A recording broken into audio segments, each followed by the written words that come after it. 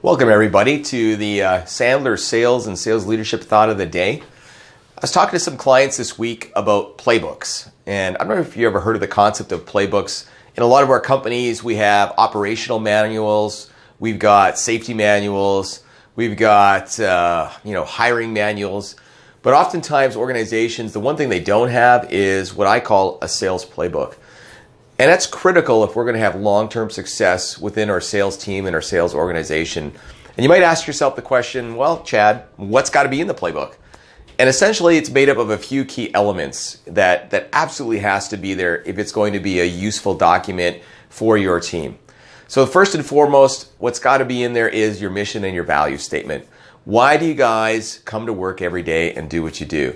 Because everything below that has to connect to your values. Otherwise, it's difficult for people to get up and do the difficult work that's required for us to grow sales and grow revenue.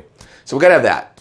What's the other thing we got to have? We got to have who are our best fit clients. We got to know where do we meet people? What do they look like? What do they sound like? What's their persona? Because we got to understand who they are so we can go to the right places and meet with them and talk to them. So that's really got to be laid out. Another thing that we have to have in this playbook is we have to have what makes us different. Some people call that a unique value selling proposition, but your sales team has to know what makes them different. If they can't articulate that in a story, who can? So we got to have that. Sales process. I cannot tell you how many organizations cannot document a sales process. Your business might have a one-call close process. That's fine. You might have a 10 steps sales process, but you got to know what it is. You got to know what you got to find out in it, and then you got to know what's got to happen at the end of it. So every step, you got to be aware of what's going on at every step and what you got to figure out to move to the next step. That has to be there.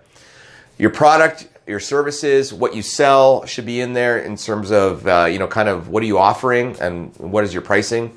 What are your competitors doing? Who are they? What are their strengths? What are their weaknesses? That could be in there as well. These are just some elements that your team has to be able to have in front of them so that when you say, go out and get us some new business, we have a plan. We know what that looks like.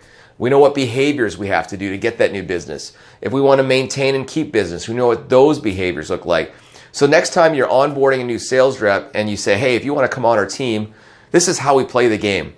If you could imagine going to like a professional football team and you walk in the door, and they go, hey, welcome to our team. And you're great. When do I get the playbook? And they go, well, we don't really have one. We're thinking about it. We're not sure how we're going to play. We don't even know what our identity is. How confident would you be that you would be winning games? Probably not that confident. Yet in the sales world, I can't tell you how many teams and sales teams don't have this playbook. And even if you're an army of one, it still makes sense to have a playbook so that you know what is your plan, what is your path forward, and what are the behaviors you're going to follow for yourself. What is the playbook you're going to run in terms of generating revenue and growth. So with that in mind, that's our thought of the day. Get a playbook, make a playbook, work on one, and your team will experience growth.